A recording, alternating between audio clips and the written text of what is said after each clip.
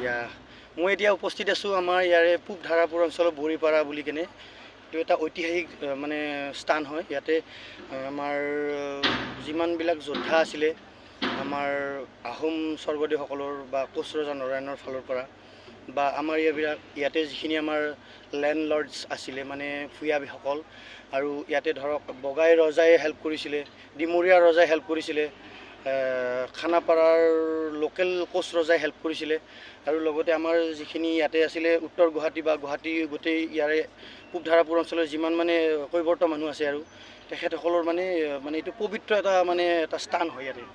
এইটো চাপৰি বুলি কয়, ৰাণী চাপৰি নে কি চাপৰি আছিলে, মজুলি চাপৰি।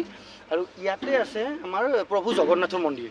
এইটো জগন্নাথৰ মন্দিৰ হয়। ইয়ালৈকে আপোনালোকে যদি আহে আপোনালোকে স্বৰ্গ সুখ লাভ কৰিব। ইয়াতে মানে মহান মহান বীৰসকলৰ ইয়াতে বলিদান আছে নিহিত হয়। ইয়াতে আছে তেখেতসকলৰ সাহস, তেখেতসকলৰ যিটো মানে স্পিৰিট, তেখেতসকলৰ উদ্যমিতা, এই গোটেইখিনি বস্তুৰ এটা সংমিশ্ৰণ হৈ আছে প্ৰভু জগন্নাথৰ মন্দিৰ। এইটো আপোনালোকে তালৈকে যদি যায় আপোনালোকে নিশ্চয় দৰ্শন কৰিব পাৰিব। মোৰ আজি গধূলি হোৱাৰ কাৰণে মোৰ সৌভাগ্য নহ'ল, কিন্তু মই ভগৱানৰ ওচৰত মই কামনা কৰিছোঁ মোক যাতে আশীৰ্বাদ দিয়ে। মই প্ৰভু জগন্নাথৰ শ্ৰীচৰণত এদিন হ'লেও মই সেৱা ল'ব যাম। মই আজি দূৰৰ পৰাই মই সেৱা জনাইছোঁ তেখেতক। আমাৰ প্ৰভু জগন্নাথৰ কৃপাত আমি গোটেইবিলাক যুদ্ধ জয় হৈছিলোঁ। তেখেতে আমাক প্ৰেৰণা দিছিলে, তেখেতৰ পৰা আমি সাহস পাইছিলোঁ, তেখেতৰ পৰা আমি ত্যাগৰ মহিমাৰে বলিয়ান হৈ মানে আমি দেশমাতৃৰ হৈ যুঁজিছিলোঁ। আৰু এনেকুৱা এটা স্থান পূব ধাৰাপুৰ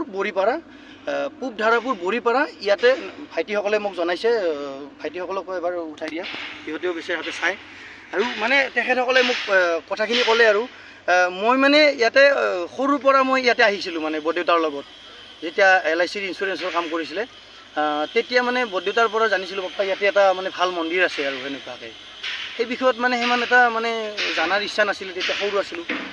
মানে এতিয়া ডাঙৰ হৈছোঁ যেতিয়া মানে মই ভাবিছোঁ এইটো কথাটো এবাৰ জনাই দিওঁ অসমবাসী ৰাইজক। ইয়াতে আছে জগন্নাথ মন্দিৰ, আৰু জগন্নাথ মন্দিৰটোলৈ যোৱাৰ ৰাস্তাটো হ'ল আপোনালোকে ইয়াৰ পৰা দেখুৱাই দিবা।